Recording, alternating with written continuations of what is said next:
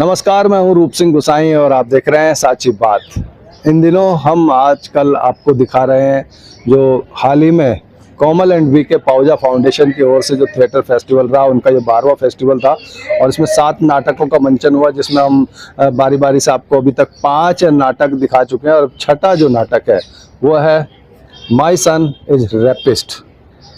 नाम से ही लग रहा है कि काफ़ी भावुक और एक ऐसे पेरेंट्स की कहानी है जिसमें शायद उनका बेटा बलात्कारी है और वो क्या सिचुएशन रही होगी, क्यों उन्होंने ये कहा, ये सब तो हमें नाटक देखने के बाद मिलेगा कि कैसे क्या रहा। लेकिन मैं बता दूं कि ये राइटर डायरेक्टर सुनीता अग्रवाल की प्रस्तुति है और बावरा मन जो थिएटर ग्रुप है उनकी ओर से ये नाटक है और सुनीता अग्रवाल जो राइटर डायरेक्टर है, मैंने कहा। और क्या नाटक होगा ये अभी अंदर जाने के बाद पता चलेगा।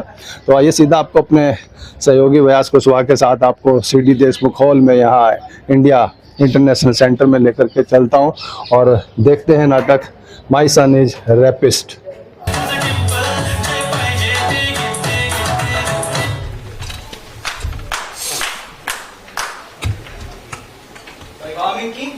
तुम तो बहुत बढ़िया डांस करती हो। आप अपनी फीस भी निकालना भूल जाते हो। आंटी को बिना बात के काम करते हो। अरे यार, भूलता नहीं हूँ, मुझे याद नहीं रहता। ज्यादा बातों में मत घुमाया करो भैया, दोनों का मतलब एक ही होता है। अब आप जाओ, मुझे डांस प्रैक्टिस करनी है, कल मेरा कंपटीशन है। ऐसे करोगे तो जीतते तुमने कंपटीशन। मैं सिखाता हूँ तुम्हें डांस के एकदम कैची स्टेप्स, सीखोगी? हाँ भैया सिखाओ ना। और ये कर लिए ना तो गारंटी है कि फर्स्ट आओगी। वैसे आंटी का थिएटर में गई है, 5 बजे तक आ रही थी, कुछ पूछ रहे हो? अरे छोड़ो वे सब। भैया भैया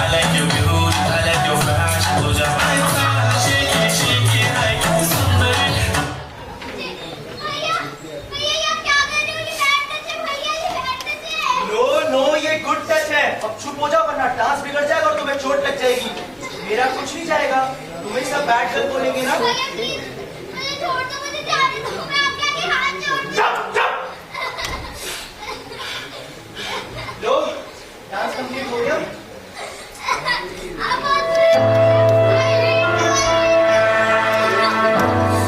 Yes, I agree. I am that boy. याद है ना, किसी को नहीं बताना कि हम दोनों ने मिलकर डांस किया था, वरना मेरा तो कुछ नहीं जाएगा। तुम्हें डांट पड़ेगी अपने मम्मी पापा से। स्कूल में तुम किसी को मुंह दिखाने लायक भी रहोगी। मैं तो लड़का हूँ, वो भी बिग बॉय, तो लड़कों को कुछ नहीं कहता। वैसे कोई भी चीज है कि डांस करने को काम करो, किसी को नहीं कहना होगा, ठीक है? किसी को नहीं।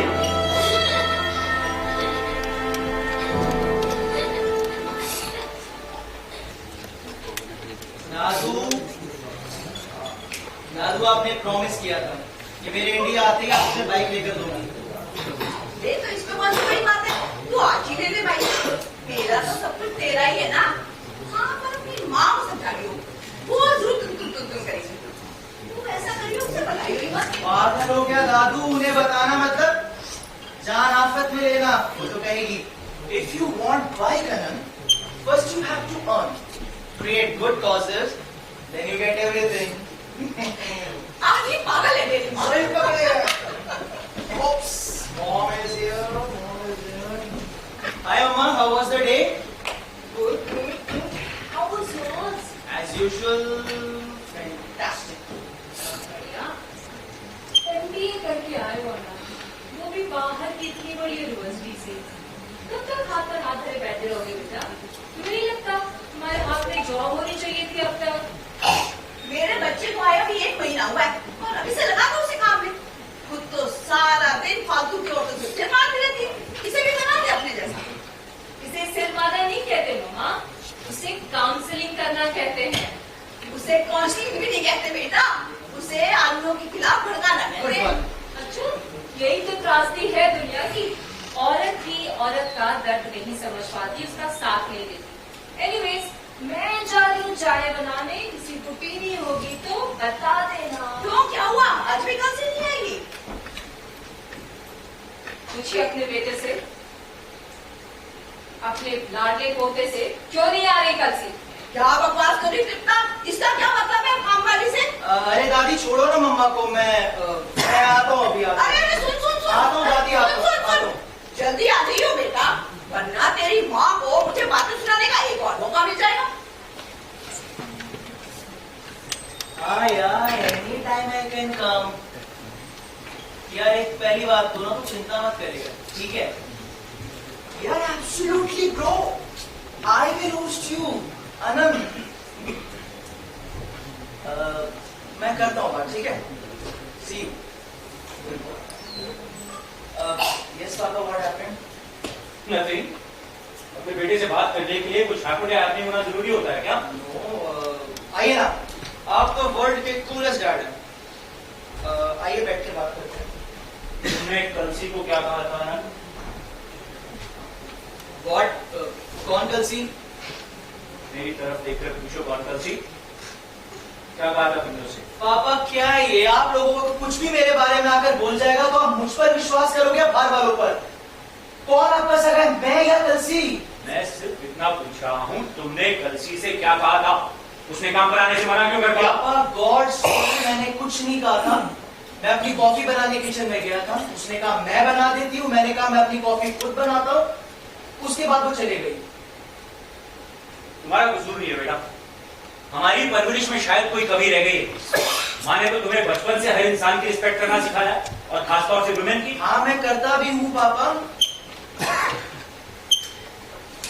चलो बेटा, ये मान लेते हैं कि तुम्हारी ये पहली और आखिरी गलती है, लेकिन माँ तो ऑलरेडी तुम्हें ना अच्छा खासा सबक सिखाने के लिए तैयार बैठी है, ताकि दोबारा ऐसी घटिया हरकत करने की सोचो भी नहीं। क्या सबक देगी आप? मुझे जेल भिजवा देगी? आप भी क्या बात करते हो पापा? सच बात कर रहा हूँ, वो तो कंप्लेंट लिख चुकी है। ये तो मैंने ही उसे किसी तरह रोका है कि तुम्हारी पहली और आखिरी गलती मानकर तुम्हें माफ कर दे। Really? Too bad पापा की मम्मा मेरे अगेंस्ट कंप्लेंट लिखाना चाहती थी, अपने बेटे के अगेंस्ट कंप्लेंट लिखाना चाहती थी। फिर आज क्योंकि मैं आप लोगों में बेटा हूं ना, कोई माँ अपने बेटे के साथ ऐसा कैसे कर सकती है? चलो माना मैंने ऐसा किया, इसका मतलब ये क्या मुझे जेल में डलवा दोगे? अपने घर के लोगों पर विश्वास करोगे मेरे पे नहीं? वो सच बोल रही है, मैं झूठ बोल रहा हूँ। वाह पापा वाह, नमन करता हूँ ऐसे माता पिता के आगे। भगवान सब कुछ दे पर ऐसे माता पिता ना दे। Listen, Anand, इतना sarcastic होने की जरूरत नहीं है। पापा मुझे अपने होने पे शर्म आ रही है कि मेरे माता पिता मुझ पर विश्वास नहीं करते। आप ही बताइए, अगर आप मुझ पर विश्वास नहीं करेंगे तो बाहर वाले दुनिया वाले मुझ पर विश्वास कर पाएंगे? मुझे तो मर जाना चाहिए ना। मेरा मतलब वो नहीं था। आपका वही मतलब है, आप मेरे से हेट करते हो, मम्मा मेरे से हेट करती तो मैं क्यों रहूं उस घर में? सच बात तो ये कि मुझे मर जाना चाहिए। मेरे पेरेंट्स मेरे से हेट करते हैं। I will kill myself, पापा को। I will kill myself. I will kill myself, पापा। Calm down, बैठो। मैं तो बस यही पूछ रहा था, मीनो हमारा बेटा ऐसा नहीं है भाई, हमारे संस्कार है तुम्हें, तुम बुरे कैसे हो सकते हो? पापा please leave me alone please. ठीक है, ये अपना क्रेडिट कार्ड यहाँ रख के जा रहा हूँ, तुम्हारी पार्टी है ना आज, तो एंजॉय योर टाइम।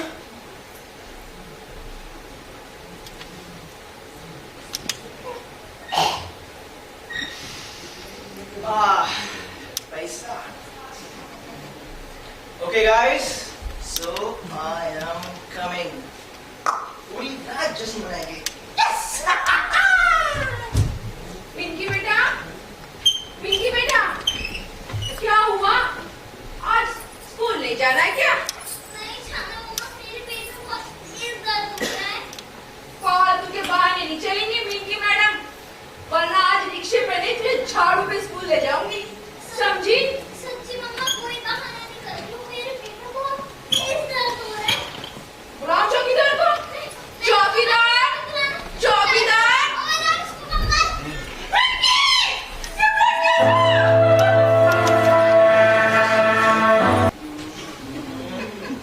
आगे क्या सोचा है अनंत? आगे भी जाने न तू, पीछे भी जाने न तू, जो भी है बस ये एक पल है, बस ये एक पल है। बहुत बहुत शैतान हो गया है तू। बस यही पल जीना चाहता हूँ मम्मा, आपके साथ, दादू के साथ और अपने पापा के साथ। अगर हमने भी यही सोच लिया होता ना, तो आप अपना MBA करने बाहर ना गए होते। इतना से कोई सीखे कि कोई अच्छे खासे हंसते बोलते पर हम मिट्टी कैसे डाली जाती। ये टैलेंट तुम्हारा अभी डेवलप हुआ है या लेकर ही पैदा हो? माँ, तुम माँ बेटे के बीच में मत पड़ा करो प्लीज, क्यों करती हो? अच्छा, और ये जो दादी पोते के बीच में पड़ती है, तब तो तुम्हें कुछ नहीं कहा इससे। मैंने इससे कहा था इसकी बाइक की पेमेंट कर दियो। वो तो आप करोगी ना। अब तो चुप कर। इसने माँ, अगर बच्चा नहीं है, he is a grown up man, he has to earn his own bike. अरे जिस दिन वो नौकरी ज्वाइन कर लेगा उसकी मोटरसाइकिल भी आ जाएगी। हाँ, वो भी इंस्टॉलमेंट्स में, जो मेरा पोता ही भरेगा बेचारा। अरे भाई, क्या दुश्मनी है इसकी मेरे पोते से? अरे कोई दुश्मनी नहीं है माँ त्रिपुरा के आनंद से, वो तो बस उसकी हरकतों से परेशान होती है, फिर उसे कुछ समझदार इंसान बनाने के लिए जिम्मेदारियां डाल रही है उस पर, और क्या। अच्छा, मैं भी तो सुनूं ऐसी क्या हरकतें करता है मेरा बच्चा, जो सारा टाइम उसे शक की निगाह से देखा जाता है इस घर में। ऋतु दीदी कहाँ? ऋतु दीदी कहाँ?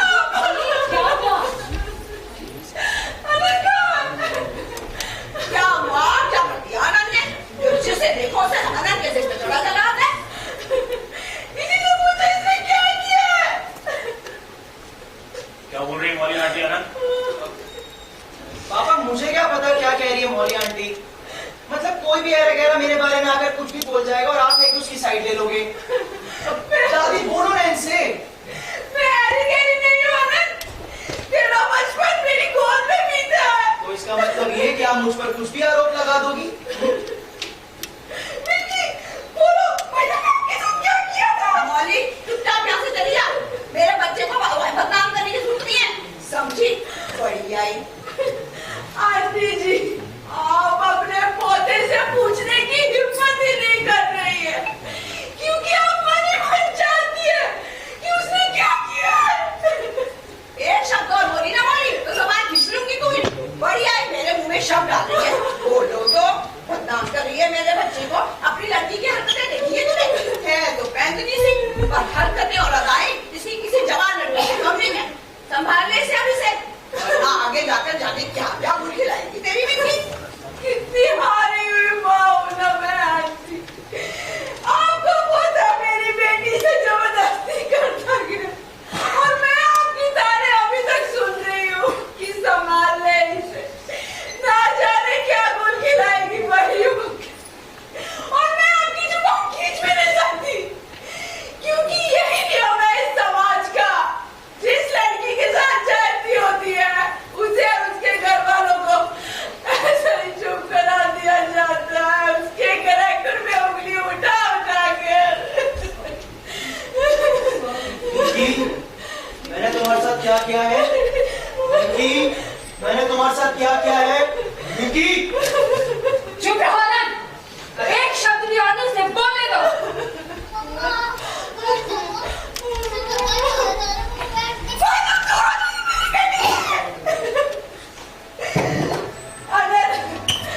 मुझे नहीं पता तुम्हें कैसे सजा मिलेगी, पर सजा तो तुम्हें जरूर मिलेगी। मैं दुआ करूंगी कि तुम जैसे इंसानों को ऐसी सजा मिले कि दुनिया देखे, जा जा और समझ ले। जा जा जा यहाँ से।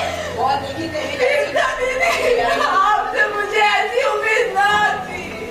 कलेक्टर लेस्टर बोली, ये भी और इसकी माँ भी।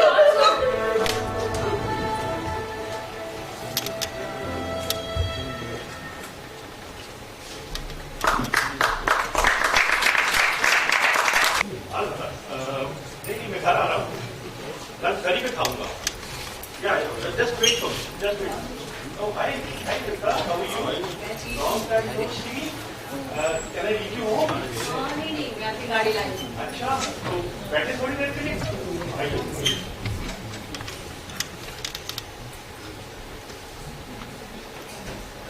चित्रा, मैं बहुत दिनों से देख रहा हूँ कि तुम बहुत मीठी मीठी सी लग रही हो।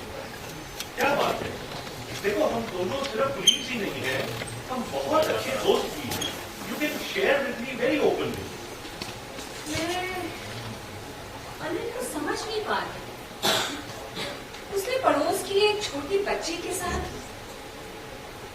खैर क्यों करता है आदमी ऐसा? क्यों उसे समझ में नहीं आता कि उसे एहसास नहीं होता वो क्या कर रहा है?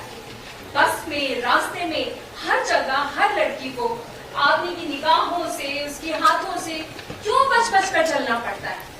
इतना तो वो सड़क पर पड़ी गंदगी से नहीं बचती जितना उसे आदमी से बचना पड़ता है। मैं क्या बताऊं इस बात पे कि वो क्यों करता है ऐसा। मुझे लगता है कि आदमी को हर औरत अवेलेबल लगती है। हमारे प्रोफेशन में देख लीजिएगा, मजाक में हंसते हंसते डॉक्टर किसी की नर्स की पीठ चला जाता है और फिर मजे लेता है और अपने दोस्तों को बताता है, और सुनने वाले भी कहां पीछे रह जाते हैं। अगर नर्स ने जरा सा भी ऑब्जेक्ट किया तो उसको कितना टॉर्चर किया जाता है ये तो आपको पता ही है ना। हाँ, मैंने भी तो सहा था ना। आपको याद है एक डॉक्टर को थप्पड़ मार दिया था मैंने, तो उसने मुझे कितना परेशान किया था। आखिर में मुझे रिजाइन करना पड़ा था और वो आज भी मजे से रिस्पेक्टेड डॉक्टर बनकर घूम रहा है। सच बात है, कुछ नहीं बदलता। कितने दुख की बात है ना, लेकिन आदमी अपनी गलती मानने को तैयार ही नहीं होता। वो ये कहकर छूट जाता है कि मैंने क्या किया है। किसी लड़की को सारी जिंदगी का डिप्रेशन दे जाता है और कहता है मैंने क्या किया है। अगर मान जाएगा तो अपराधी करार हो जाएगा ना। इसलिए ये तो डिसाइडेड ही है, जो मर्जी चाहो करूंगा, मगर मानो मत। बिल्कुल सही कह रहे हैं आप। मैं जब से इस काउंसलिंग के प्रोफेशन में आई हूँ ना, तब से न जाने कितने औरतों की कहानियां सुन चुकी हूँ कि उसे अगर मैं आज समाज में बहा दूं ना तो सागर भी शर्मिंदा हो जाए। बट तृप्ता, हर जगह और हर बार औरत सही की तो नहीं होती। पर सहती तो ज्यादा हाँ, वही ये है तो ना। बात, ये तो बात। पता नहीं, समझ में नहीं आता कि आदमी के शरीर में ऐसा क्या होता है जो उन्हें इतना बेकाबू कर देता है, जिसकी दृष्टि के लिए तो किसी भी हद से गुजर सकते हैं। मेरी माँ कहा करती, आदमी जहां से पैदा होता है ना, वहां से कभी बाहर नहीं आ पाता। मेरे दिलो दिमाग में हजारों कहानियां आज भी घूमती रहती।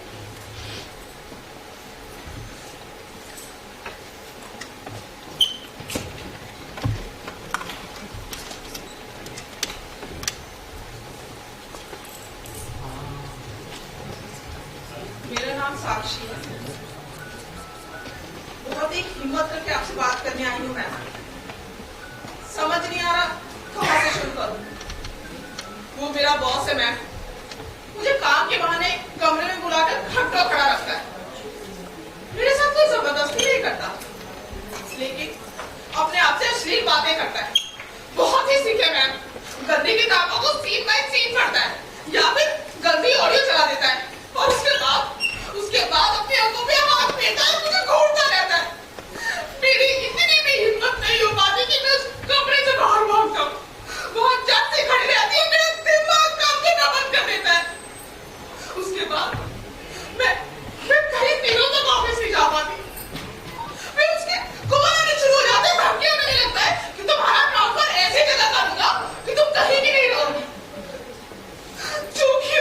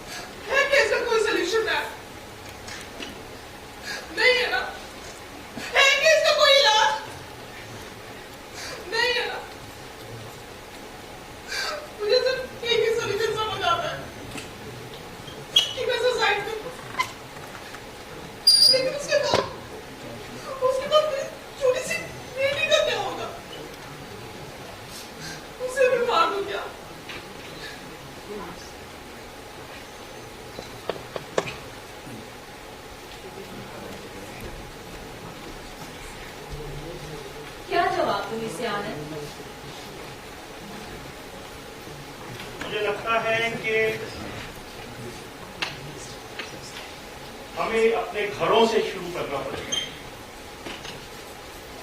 हमें अपने बच्चों से बात करनी पड़ेगी वेरी ओपनली। बिहेवियर चेंज पे काम करना पड़ेगा। हमें उन्हें सिखाना पड़ेगा कि how to behave and how to respect women. जब तक हम वो नहीं करेंगे तब तक ये प्रॉब्लम चलते ही रहेंगे। कौन करता है अपने भाई से, अपने बेटे से, अपने पति से ये बातें?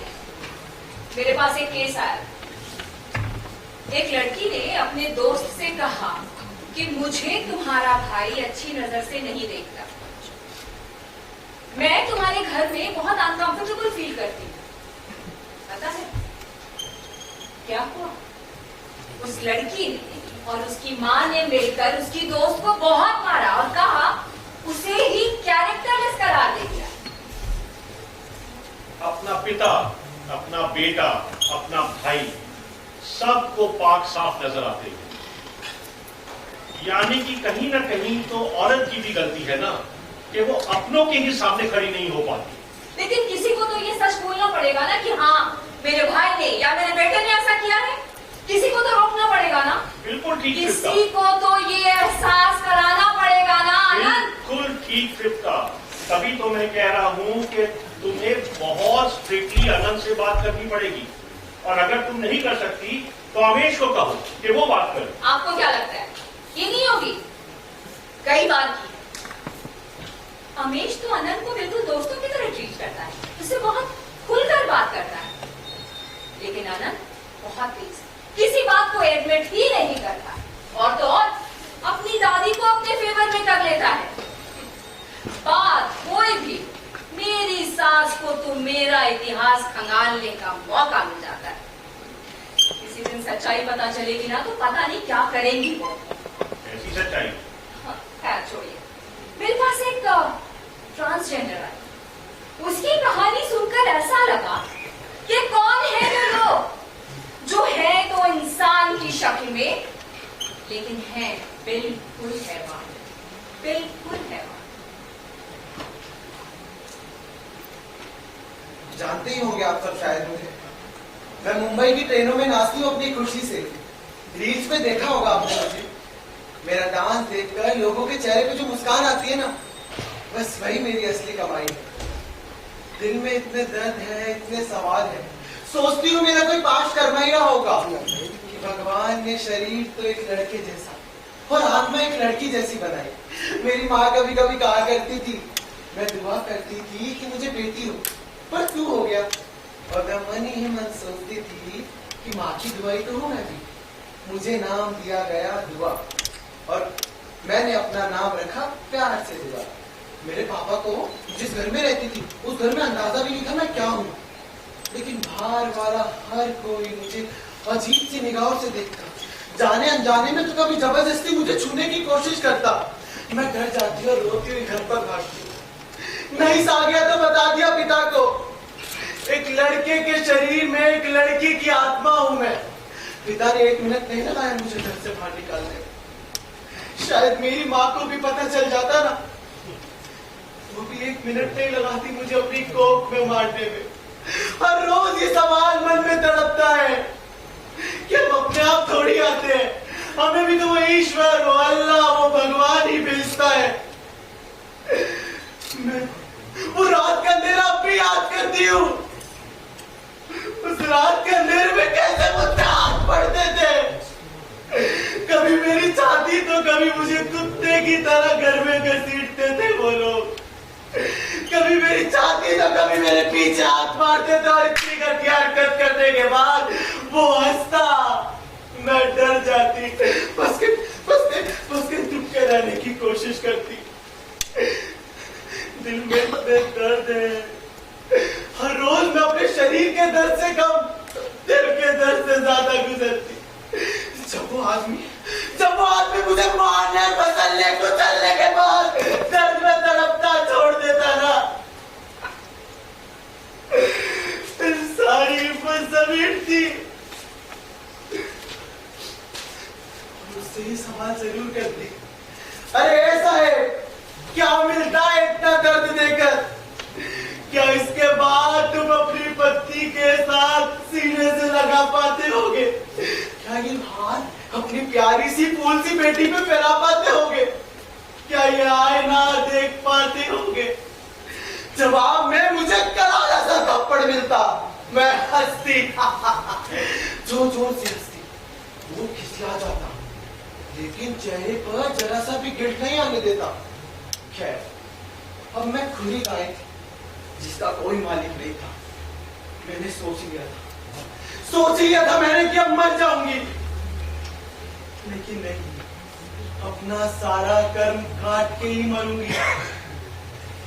क्यों होता है आदमी ऐसा? क्यों होता है आदमी ऐसा? क्यों हम जैसों की इज्जत नहीं करता? क्यों नहीं करता?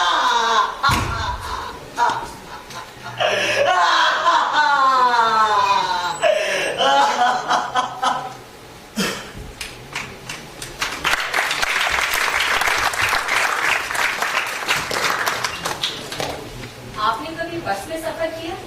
बस में जरूर किया होगा, मगर बहुत टाइम हो गया। कॉलेज टाइम में कभी जाता था, अब तो मुझे याद नहीं है।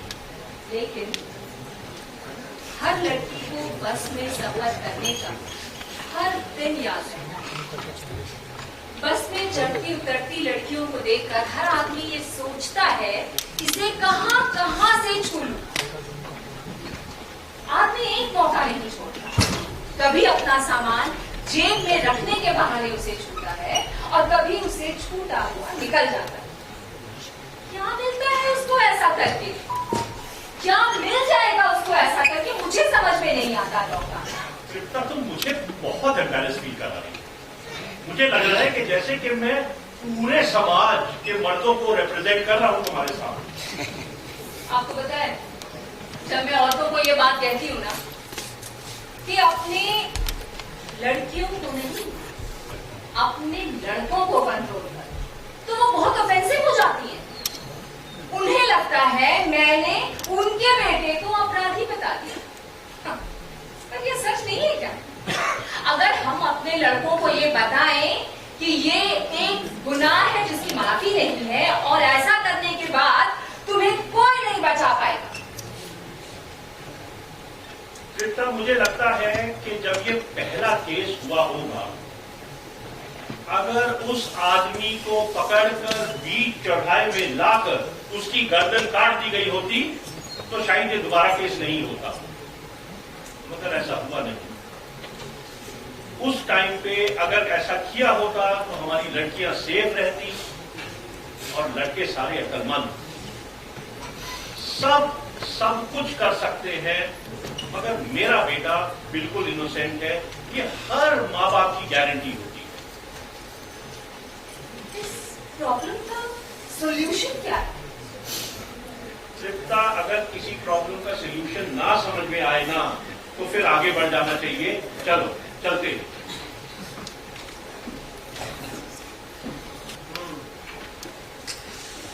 भाई, I want that girl in my party. यार तू समझ नहीं रहा है भाई। समझ उसको वेट कर भाई, बहुत ज्यादा जवाब है, बहुत ज्यादा। मुझे चाहिए वो लड़की अपने पार्टी में। हाँ यार, क्लासिक फॉर्म पर पार्टी कर लेंगे। तू भाई पैसों की चिंता मत कर। हाँ भाई, आखिर दी गनन दी ग्रेट का बर्थडे है। हाँ भाई, पार्टी में ऐसे तुम लोग देखते रह जाओगे। भाई सुन मेरी बात सुन। लड़कियां और दारू रुकनी नहीं चाहिए। वाह, लड़कियां और दारू रुकनी नहीं चाहिए। मैं करता हूँ बात, ठीक है? हाँ भाई, मैं शाम को। ओके जी। पापा, do I have any privacy? अरे मतलब लड़कियां मीन्स फ्रेंड्स। अब 25 का हो जाऊंगा तो पार्टी तो बनती है। इन 25 सालों में तुमने ऐसा क्या किया आनंद, जो तुम्हारे होने की इतनी बड़ी पार्टी हो जिसमें लड़कियां और शराब रुकनी नहीं चाहिए? कम ऑन पापा, आपका सन होना मतलब दुनिया का बेस्ट सन होना। मम्मा अपसेट है तुमसे ना? पापा, मम्मा से दादी भी अपसेट रहती है, इसका मतलब ये थोड़ी है कि मम्मा बुरी हो गई।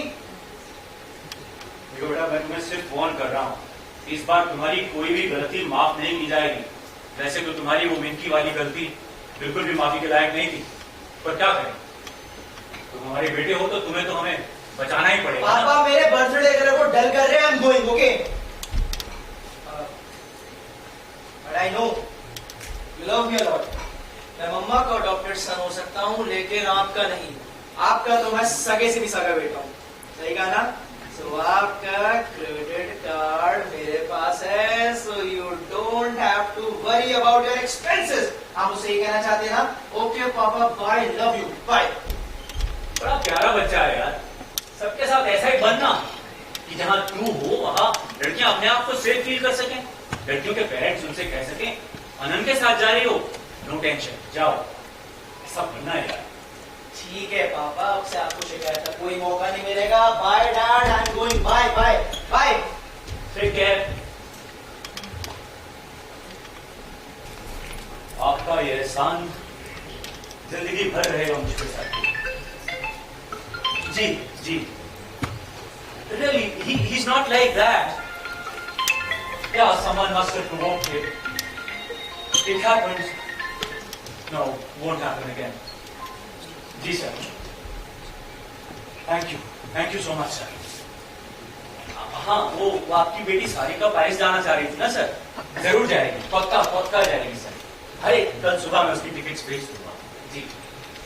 अरे नहीं, आप कोई चिंता ना करें sir, I have my friends there, we will have everything arranged for that. जी जी जी, सुनिए सर, आप मेरे और मेरी बेटी सारिका के बीच में मत आइए प्लीज। पेरिस जाएगी तो जरूर जाएगी। जी जी, thank you sir, thank you so much. यह एहसान आपका जिंदगी भर रहेगा मुझ पर। Thank you sir.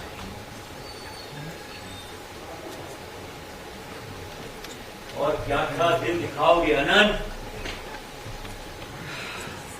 जब पहली बार हरकत की थी कभी तुम्हें सबक सिखा दिया होता ना, तो आज हमारा ये घर तो न दिखता। कहाँ चले गए थे? पर प्रॉमिस करो कि तुम ये बिना बाइस हुए सुनो। क्या हुआ है? एक लड़की ने हमारे बेटे अनंत पर एक कंप्लेंट चालू की है। लेकिन सुनो, मैंने उसका बाल की बाका नहीं किया। He is totally safe। और वो लड़की? पता है, अभी पुलिस वाले का फोन आया था that she's still in hospital। कौन से हॉस्पिटल में है? अमेश, हमें तुरंत चलना होगा वहाँ पे। दिमाग खराब है तेरा? क्यों हमारा घर बर्बाद करने से तुली हुई है? तुझे इतनी हमदर्दी है उस लड़की से, तू चली जा हॉस्पिटल। मेरे बेटे को क्यों ले जा रही है? बताओ तो। रात को पार्टी में आएगी और फिर कुछ हो जाएगा इनके साथ तो टोमा तुम्हारे बच्चों को लगाएगी। और एक माँ बाप को भी तो देखो ना, रोकते ही नहीं है। आग लगी हुई है लड़कियों की जिसमें। रमेश, मेरे अनंत को कुछ हो गया ना तो देखो मैं क्या करती हूँ। माँ, वो पार्टी वाली लड़की नहीं थी, ऑफिस से घर आ रही थी, इन लोगों ने अपनी गाड़ी में घसीटा उसे। कुछ भी हो, अनंत को कुछ नहीं होना चाहिए बस। 2 करोड़ रुपए देकर आया हूँ मिनिस्टर को। रात में कैसे अपना घर बेचा है मैंने, मैं जानता हूँ। और क्या करूँ बताओ? बेटा, घर तो और बन जाएगा, लेकिन मेरे पोते को कुछ नहीं होना चाहिए बस।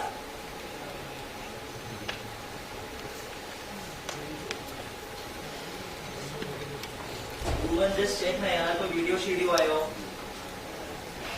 या okay bro, no worries, will meet tomorrow. पर तो फिर दोस्त से पूछना कोई वीडियो ना आ गया हो। Any viral video related to me? या all set. My parents are so good. पापा ने कहा था कि चिंता मत कर, तुझे रात जेल में नहीं बितानी पड़ेगी। सो कूल ना? हाँ भाई, पार्टी तो बनती है। मैं करता हूँ बात। कैसे हो? बढ़िया, आप कैसे हो? और वो लड़की? मुझे क्या पता?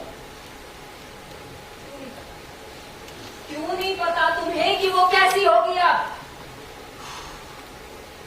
क्यों किया तुमने अनन ऐसा? अब मैंने कुछ नहीं किया, बस हो गया। हो गया? ये हो कैसे जाता है? किसी लड़की के साथ जाती करने क्या सोचते हैं तुम्हारे जैसे लोग? तुम क्या सोच रहे थे? अनन, मैं तुमसे पूछ रही प्लीज हूँ। Mom please.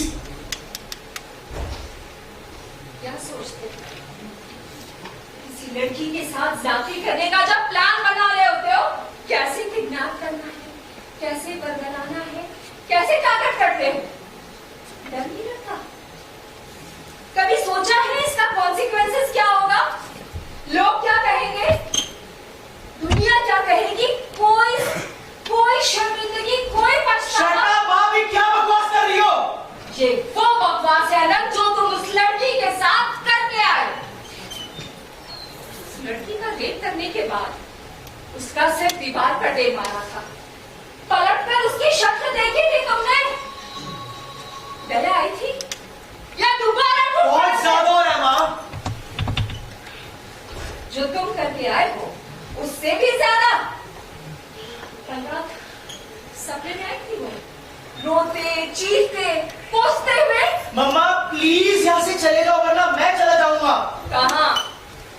किसी और लड़की का रेप करने? तुम्हें पता भी है उस लड़की के साथ क्या हो रहा होगा इस वक्त हॉस्पिटल में? एक बात और रेप।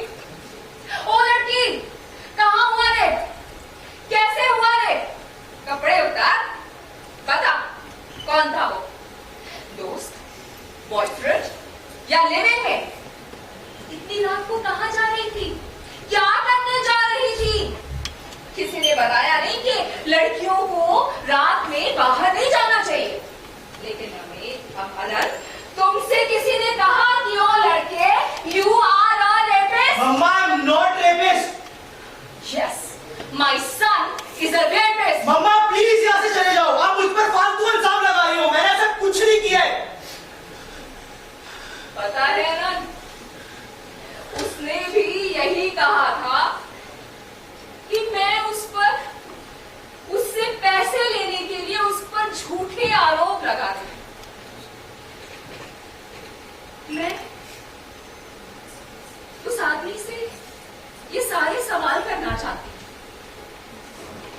पता है, मैं उससे पूछना चाहती थी, जब मेरा रेप हुआ था आज से 25 साल पहले, आज भी वो रात, वो चेहरा भूल नहीं पाता। मैं उससे एक बार मिलना चाहती थी, पूछना चाहती थी उससे कि क्या मेरा दर्द उस तक पहुंचा होगा मेरा रोना, मेरा कोसना। उसकी वो रात कैसी थी? जैसे मेरी थी। शरीर और मन के दर्द का फन मिट गया था। उस रात वो सो गया होगा। तुम तो बहुत आराम से सो रहे, वो भी सो रहा होगा ना? मम्मा आप ये क्या बकवास कर रही हो? आपके साथ कुछ नहीं हुआ था ऐसा। आप मुझे परेशान करने के लिए कह रही हो सब। बताओ ना, रेप करके बहुत खुशी होती है क्या? क्या सोचते हो तुम लोग रेप करने के बाद? गलती हो गई। या हंस रहे होते हो कि माँ बाप ने लड़कियों को तुम जैसे लड़कों के लिए छोड़ रखा है कि तुम उनका रेप करो और तुम्हारे बाप उन्हें रातों रात जेल से छुड़ा कर ले जाए, चाहे उनको अपना घर ही क्यों न बेचना हो। मम्मा मैंने ऐसा कुछ नहीं किया है, उसने मुझे उकसाया था। अगर वो आराम से मान जाती ना, हम उसे छोड़ देते। उसने जबरदस्ती शुरू कर दी थी। मर दो ना, भला तुम्हें कौन मना कर सकता है? रास्ता चलती बीच की दुकान है ना लड़कियां। जब चाहा उठाया, उनका गोश्त नोचा, चबाया और फेंक दिया किसी नाली के सामने। किस्मत अच्छी हुई तो उस चीथड़े हुए शरीर को कोई उसके घर पहुंचा जाएगा, वरना तो रास्ते के कुत्ते उस जिंदा मांस के लोथड़े को अपने हाथों दांतों में फंसाए उनके साथ खेलते नजर आए। मम्मा टू मच हो रहा है, मैंने ऐसा कुछ नहीं किया है। जो तुम करके आए हो वो कितना बच रहा? तब फिर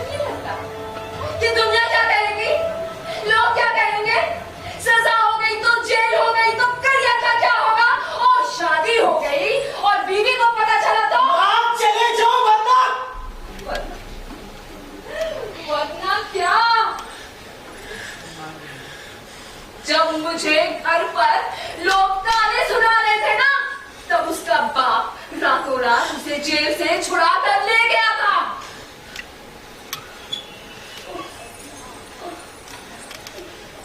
भाई छोटे छोटे कपड़े पहन आप जाओगे तो ऐसा ही होगा। और भैया ना जाने घर वाले भी कैसे जो रात को लड़की को निकलने की छूट दे देते हैं। लेकिन मेरा किडनैप तो दिन में हुआ था। मैंने तो सारे कपड़े पहने हुए थे, शलवार, कुर्ता, चुन्नी। शक्ल से ही बिगड़ी हुई लगती है। अब क्या होगा? इस बेचारी से तो कोई शादी भी नहीं करेगा। हर चेहरा मुझसे एक सवाल पूछना चाहता कि जब मेरा रेप हुआ था तो मुझे कैसा लग रहा था? मेरे साथ ज्यादती हो रही थी और मुझे कैसा लग रहा था? लेकिन क्या किसी ने उस लड़के से पूछा कि जबरदस्ती का सुख कैसा लगता है?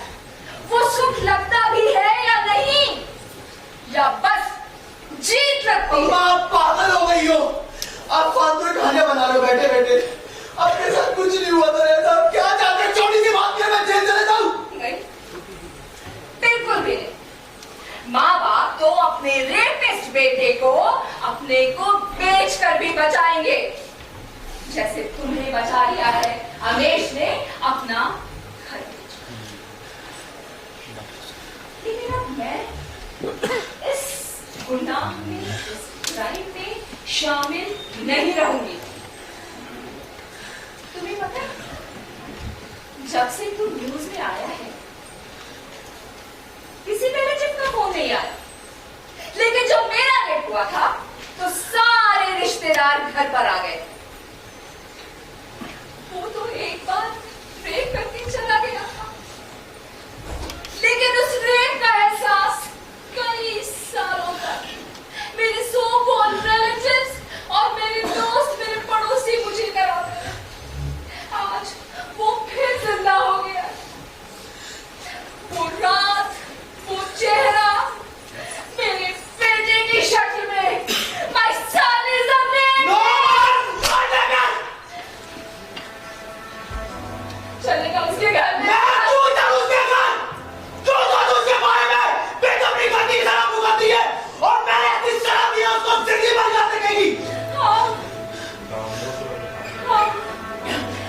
मैं भी उसे नहीं भूल पाई हूँ।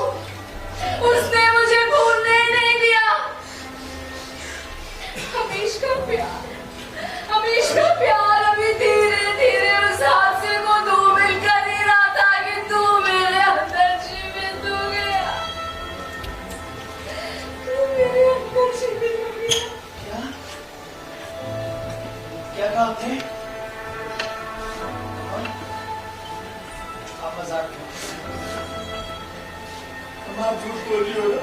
मेरे पास कोई ऑप्शन, एक ही ऑप्शन था कि मैं तेरा अबॉर्ट करा दूं। आप झूठ बोल रही हो पापा। आप बोल रहे झूठ बोल रही हो। ठीक बोल रहे हो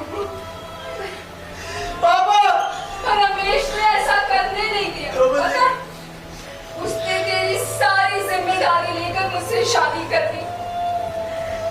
पर अगर मुझे एक एक दिन भारी लगता था, एक एक दिन, हर पल तुम मुझे इस घिनौनी रात की याद दिलाते थे।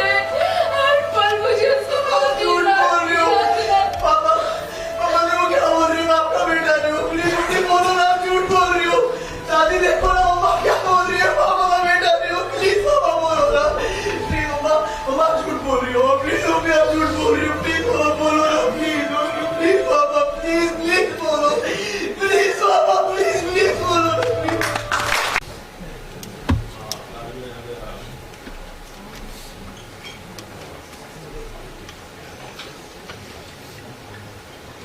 हमने बात इसके बारे में सोच लिया ना।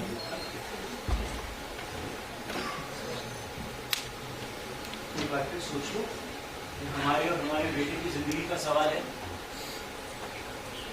रमेश, ये हजारों लड़कियों की अस्मिता और इज्जत का सवाल। अगर आज मैंने कोई फैसला नहीं लिया तो मैं जिंदगी भर किसी बेटी के साथ नजर नहीं मिला पाऊंगी। आप मुझे मत रोको। आज मुझे मत रोको।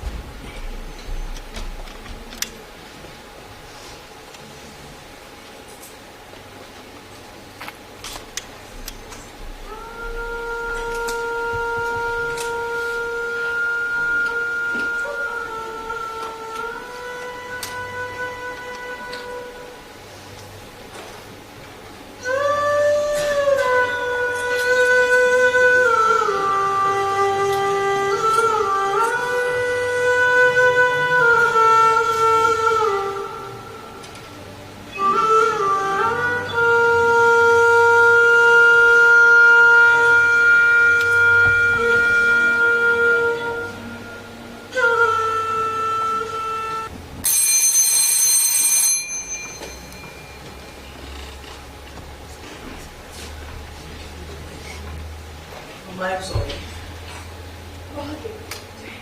I'm sorry. आप ये क्या कर रहे हो बताओ ना। बीमारी का इलाज। I'm sorry. आप ये क्या कर रहे हो? आप ये क्या कर रहे हो मम्मा? पापा I'm sorry ना।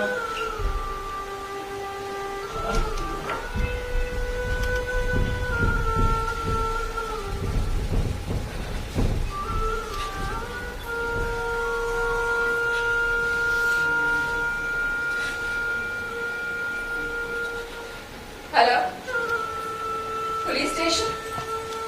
मैं डॉक्टर तृप्ता मिश्र।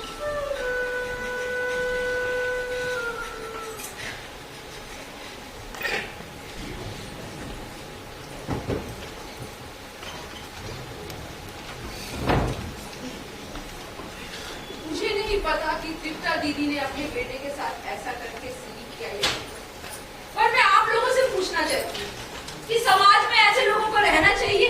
ये सवाल पूछते ही चुप्पी सी सुनाई देती है।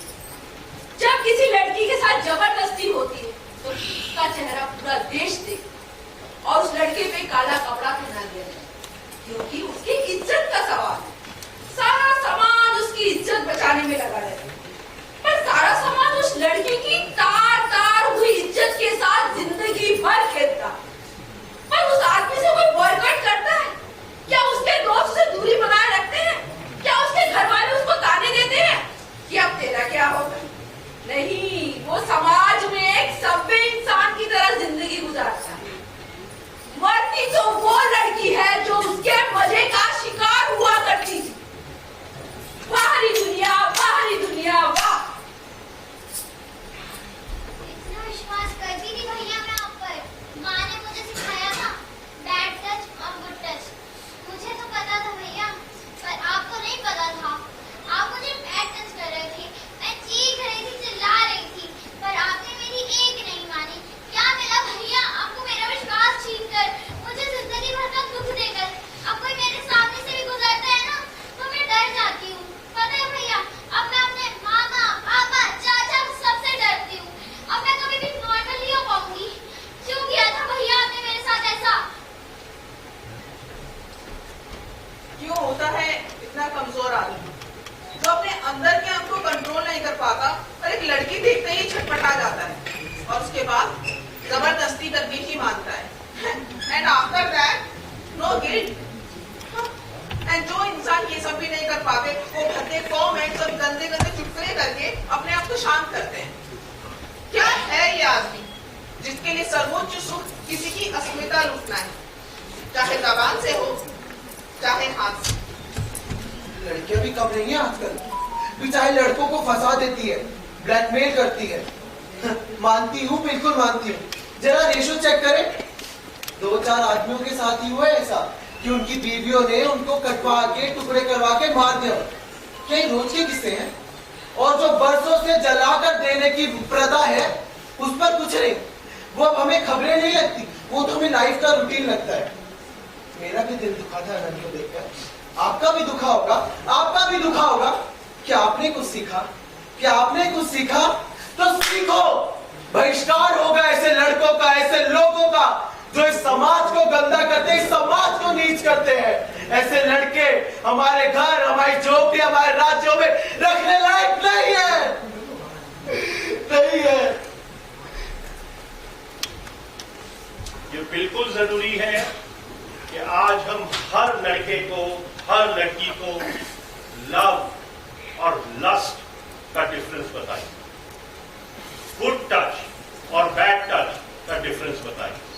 अगर हम वो बताएंगे तो हमारी सोसाइटी बेटर होगी, हमारी लड़कियां सेफ होंगी और हमारे लड़के अच्छे होंगे। खबर तो पढ़ते हैं हम अखबारों में, लेकिन करके बस रह जाते हैं। इस बात पर कोई बात नहीं करते, कोई सभा नहीं करते, कोई गोष्ठी नहीं करते। हमारी बेटियां, हमारी पत्नी, हमारी बहन कभी घर देर से आती है तो हमें डर लगता है। ऐसा करने से हम डांटते हैं, पर क्या कभी अपने भाई को, अपने पति को, अपने बेटे को डांटा है? क्या कभी डर लगा है उनके देर से आने से? नहीं, क्योंकि अपने पति, अपने भाई, अपने बेटे से हम ये बात नहीं करते, कहते ही नहीं उन्हें कि कुछ ऐसा ऐसा हुआ तो मैं तुम्हारा साथ नहीं दूंगा या नहीं दूंगी। पर अब वक्त आ गया है, हमने अपने घरों पर ये बात करनी पड़ेगी। कहना पड़ेगा अपने घरों के मर्दों को कि यदि कोई ऊंच नीच हुई तो माफी की कोई गुंजाइश नहीं होगी, हम तुम्हारा कभी साथ नहीं देंगे। अपने बच्चों का कसूर हमें नजर नहीं आता और पराई बेटी के कैरेक्टर पर हम पूरे का पूरा दीवार लिख जाते हैं। दादी नानी से ऊपर उठकर हम अच्छे इंसान बन पाते। शर्मिंदा हूँ मैं ये सोचकर कि मैं अनंत की हर अच्छी बुरी हरकत पर पर्दा डालती रही। सच तो ये है कि मैं भी उतनी ही गुनहगार हूँ जितना अनंत। अमीश जैसे लोग भी हैं दुनिया में, जिसने मेरी मरी हुई आत्मा को जिंदा कर दिया। कितना सेफ फील करती हूँ मैं अमीश के साथ। लेकिन अनंत, तुम्हारे साथ तुम ऐसे नहीं बने कि कोई लड़की सेफ महसूस कर सके। शायद हम ही तुम्हें एक संस्कारी नहीं बना सके। जेल में डलवा देना कोई सॉल्यूशन नहीं था। कोई शादी नहीं थी कि तुम उसके बाद ऐसा नहीं करो, लेकिन अब मैं श्योर हूँ कि तुम ऐसा कभी नहीं कर सकते। सारी जिंदगी हमारी आंखों के सामने सजा बनकर रहो।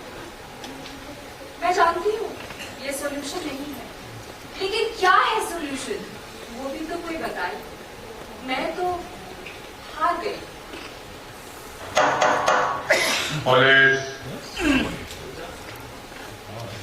अमीश, मैं एक बार फिर आपको बहुत बड़ी जिम्मेदारी लेके जा रही हूँ। मामा, अमीश और अनंत का ख्याल मुझे माफ कर दो। मेरे पास और कोई चारा नहीं था। मैं अगर आज तुम्हें सजा नहीं देती तो अपने आप को कभी माफ नहीं कर पाती। मैं भी जा रही हूँ अपनी सजा काटने।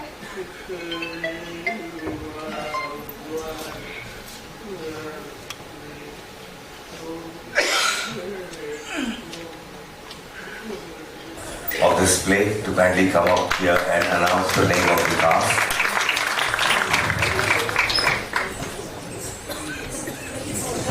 प्लीज आ जाइए जरा भाई साहब, आइए मैम, आइए आइए, यहाँ आ जाइए माइक पर अनाउंस करने के लिए कि कौन कौन आते हैं। हीरा दीदी आप जरा बीच में आ जाइए please. Sir kindly do us the honors by announcing the names of the cast. You've done so well, please. Time for the credits. Thank you to everyone sitting here watching this play. अनंत के role में थे हमारे character के role, अनंत के character में थे mister हार्दिक।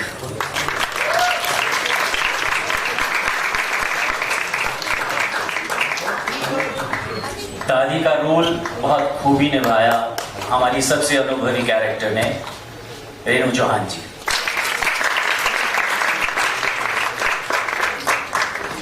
Doctor आनंद का role play किया डॉक्टर राजीव टंडन ने।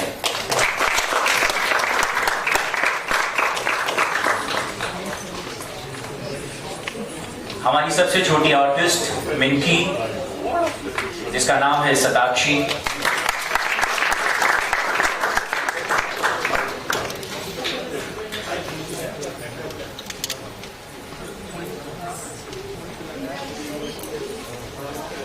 और मिंकी की माँ मौली का रोल अदा किया मीनाक्षी ने।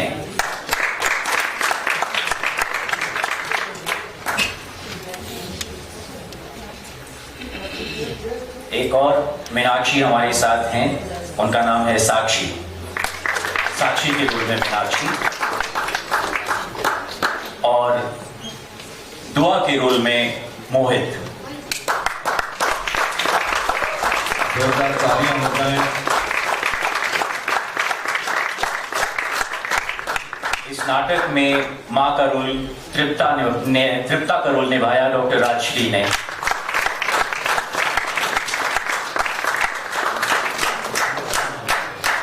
बैकस्टेज पर हमारे साथ थे विपिन, लाइट्स पर फराज, हमारे producer mister Yogesh Agarwal, assistant director Navjyoti, हमारी राइटर डायरेक्टर सुनीता योगेश अग्रवाल, और पिता का रोल मैंने निभाया चक्रकांत।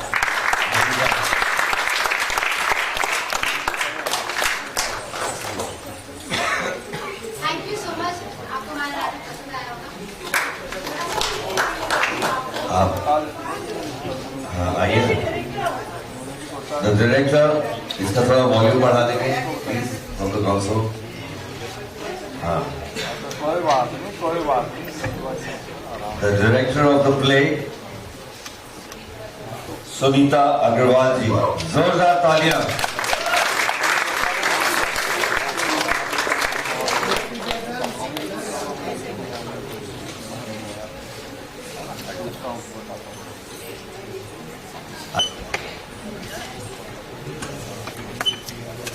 ये 12वां एडिशन है, थोड़ा चुप हो जाता हूँ।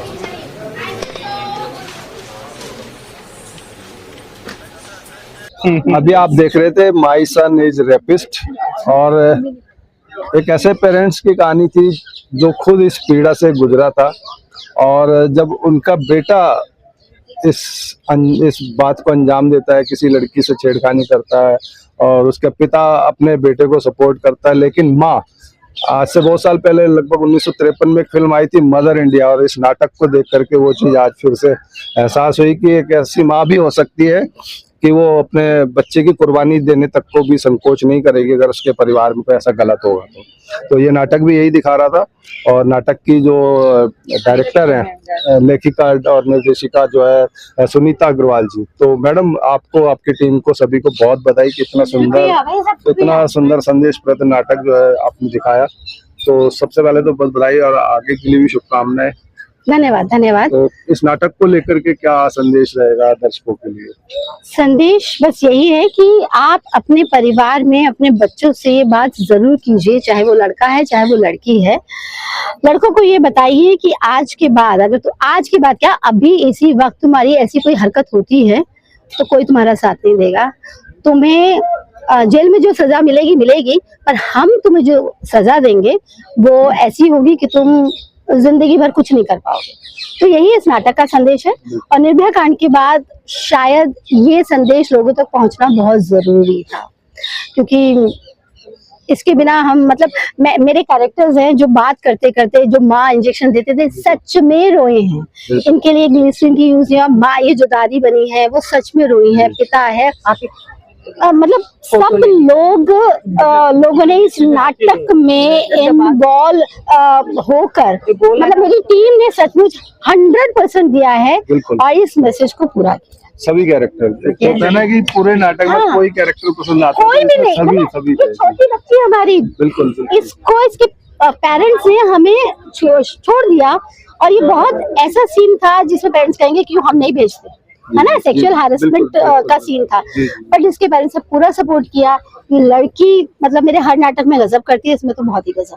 क्या नाम है आपका, कौन सी क्लास में पढ़ते हैं? 6th क्लास में पढ़ती हूँ, मेरा नाम शताक्षी है। तो जब ये रोल मिला तो कैसा लगा, करना है नहीं करना है, पेरेंट्स का कितना सपोर्ट था? पेरेंट्स का तो पूरा सपोर्ट था और मेरे को भी अच्छा लगा ये करने में। आज जो नाटक की पहले शुरुआत हुई, खेल नाटक था, तो उसमें भी सब 6ठी क्लास के बच्चे थे, तो वो भी बहुत सुंदर था। तो चलिए जी, धन्यवाद जी, नमस्कार। मुख्य पात्र में थे जो लड़के की माँ थी, है ना, तो क्या इस नाटक के द्वारा बोलेंगे आप? बहुत ही सेंसिटिव नाटक है ये, और इसके हर डायलॉग्स और हर बातचीत में एक मैसेज जाता है, बहुत स्ट्रॉन्ग मैसेज जाता है। मुझे उम्मीद है कि जो भी हमारे यंगस्टर्स आज यहाँ बैठे थे उनके लिए भी, और जो बूढ़े बुजुर्ग बैठे थे हम जैसे, वो उनके लिए भी, कि इस मैसेज को, इसको समझें और अपने परिवार में बात करें, और इस तरह की चीजें जो होती हैं समाज में शायद उसमें कमी आए, और धीरे धीरे धीरे एक उम्मीद है, एक सपना है कि खत्म हो जाए, ऐसा ना हो। ये नाटक पहले भी हो चुका है आपकी टीम जी, अभी हाँ बिल्कुल, हमारी सेम टीम थी। हम लोगों ने 4 अक्टूबर को किया था श्री राम सेंटर में, और बहुत सराहा गया था। इसकी स्क्रिप्ट ही ऐसी है, सारे पात्र इतने अच्छे हैं कि लोगों ने पसंद किया था इसको। थैंक यू जी, थैंक यू। दादी के कैरेक्टर में थे रेनू चौधरी जी, मैं रेनू चौहान। रेनू चौहान जी। तो कितना लगता है कि अब जो और दादियां हैं आपकी बात को एग्री करेंगी इस नाटक पर? हाँ, करना ही होगा। ये एटीट्यूडनल चेंज है और ये थोड़ा स्लो प्रोसेस होता है, लेकिन इसको बार बार हमको बार बार इस मैसेज को बार बार देना होगा, और हर एज ग्रुप में, हर क्लाइंटेल में देना होगा, चाहे वो गांवों में है चाहे वो शहरों में है। और एटीट्यूडनल चेंज आना ही है, ये मिशन लेकर के हम चले हैं, और ये शुरुआत है, अभी और आगे चेंजेस आएंगे। और मुझे लगता है कि और लोग भी जो कल्चरल एक्टिविटी से जुड़े हुए हैं वो लोग भी सब सपोर्ट करेंगे, और इस मैसेज को हम लोग दूर तक लेकर के जाएंगे। दूर तक कन्वे जी जी। पिता के भूमिका में आप चंद्रकांत जी, बहुत स्वागत है सर। Thank you. तो एक पिता होकर के और अपनी पत्नी का साथ देना, मतलब पुत्र की पहले तो परवाह कर रहे थे, फिर नहीं की, तो कैसा रहा? जिसे कहते हैं ना टाइट रोप वॉक, कि एक तरफ से आपको पिता का कर्तव्य भी निभाना है और दूसरी तरफ से आपको एक इंसान होने का दायित्व भी पूरा करना है, क्योंकि कुछ भी हम पहले इंसान है, पहले इंसान है। और किसी भी नाटक का या आर्ट का एक ही मकसद होता है कि वो एक पावरफुल स्टोरी एक आसान तरीके से दुनिया तक पहुंचाए। ये एक ऐसी कहानी है जो कि बहुत जल रही है, और हम एक्चुअली जो डायलॉग में हमारी राइटर ने लिखा कि हम हर रोज़ ऐसी खबरें अखबारों में पढ़ते हैं और छोड़ देते हैं। हमने कोशिश की है कि उसे बाहर लाकर उसके बारे में बातचीत करें, और ये बातचीत आगे तक जाए, ताकि घर घर में ये बातचीत हो। आपको याद होगा कुछ साल पहले एक अभियान चला था, हमारा सफाई अभियान चला था। वो अभियान काफी दूर तक पहुंचा, बहुत लोग आजकल उसके प्रति जागरूक हैं। ये एक दूसरा सफाई अभियान है जो हम शुरू कर रहे हैं, और चाहेंगे कि ये बहुत दूर तक जाए। Thank you sir. Mister Mohit ji, mister Mohit एक ट्रांसजेंडर की भूमिका में थे, और एक ऐसा दर्द जो केवल ट्रांसजेंडर ही समझ सकता है, उसके साथ जो घटनाएं होती हैं समाज में, किस तरह से वो पीड़ा सहता है, तो उस चीज़ को दिखाने की इस नाटक के द्वारा कोशिश थी, और बहुत ही बेहतरीन अदाकारी आपने की, बहुत बधाई। और सौभाग्यशाली हूँ कि मुझे ये कैरेक्टर मिला। जब मैंने इस कैरेक्टर की स्क्रिप्ट पढ़ी तो मैंने कहा डेफिनेटली ये कैरेक्टर मुझे करना है, क्योंकि जो समाज है हमारा वो इस कैरेक्टर को एक्सेप्ट नहीं कर पाता है, एक अलग नज़रिए से देखता है। तो इस नाटक के माध्यम से हम सारी कहानियों को लाए, कि वो लड़की की बात हो चाहे ट्रांसजेंडर की बात हो। आजकल लोगों ने ट्रांसजेंडर को भी नहीं छोड़ा है, लोग ट्रांसजेंडर को रेप कर देते हैं आजकल के लड़के। यहाँ पर मैं जब ये नाटक देख रहा था मैडम, तो लड़की के दर्द की बात थी, मैं उस समय मन में यही चल रहा था कि आजकल ऐसे दुष्ट लोग हो गए जो लड़कों को नहीं छोड़ रहे, मतलब इतना घिनौनापन समाज में आ चुका है जी। तो बस ये हमारे नाटक का माध्यम से हम सबको ये संदेश देना चाहते हैं कि ना ऐसा करें, अपनी सोच को बदलें, समाज अपने आप बदल के सुधर जाएगा। धन्यवाद। Thank you. आइए डॉक्टर साहब। मेरा नाम है डॉक्टर राजीव टंडन। मैं एक्चुअली एक चाइल्ड स्पेशलिस्ट हूँ, और 20 साल प्रैक्टिस करने के बाद फिर मैं पब्लिक हेल्थ में आ गया। अच्छा। सुनीता अग्रवाल मेरी छोटी बहन है, और जब उन्होंने कहा, मैं कोई रेगुलर एक्टर नहीं हूँ, बट जब ये एक इशू को कहा, 2-3 ख्याल मेरे दिमाग में आए। एक ये ख्याल आया कि ये जो इशू है ये कोई आज का नहीं है, ये जब से सृष्टि शुरू हुई है मर्द और औरत के बीच में एक अनोखा संबंध हमेशा से रहा है। मगर इस टाइम पे ये एक अपॉर्चुनिटी है, मीडिया का रोल है, सोशल मीडिया का रोल है, सारे कम्युनिटी के एंगेजमेंट का रोल है, कि शायद अगर ये मैसेज स्ट्रांगली जाए।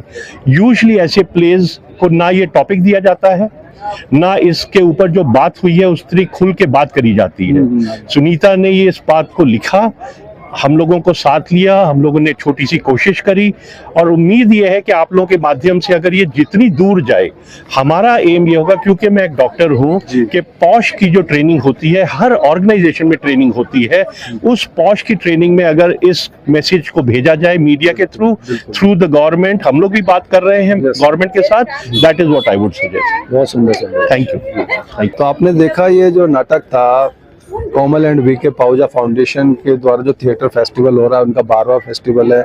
और इस फेस्टिवल में जैसा कि वो अपने फेस्टिवल के माध्यम से, या कहें कि अपने जो फाउंडेशन है उसके माध्यम से जो कला संस्कृति स्पोर्ट्स को जो बढ़ावा देते हैं, उसी के तहत ये फेस्टिवल है।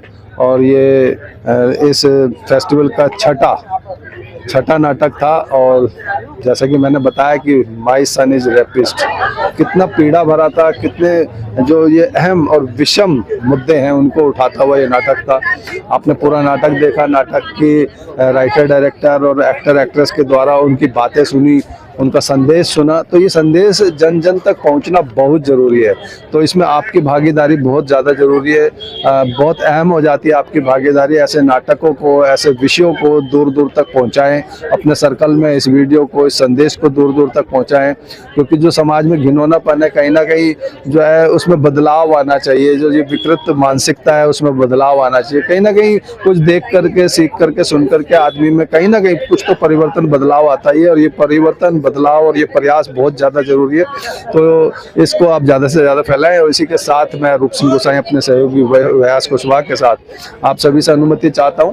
जल्द मिलूंगा, तब तक आप अपना बहुत ख्याल रखिएगा। और इस नाटक को लेकर के, इन विचारों को लेकर के अपने सुझाव और विचार हमारे साथ जरूर साझा कीजिएगा। नमस्कार, धन्यवाद, जय हिंद, जय भारत।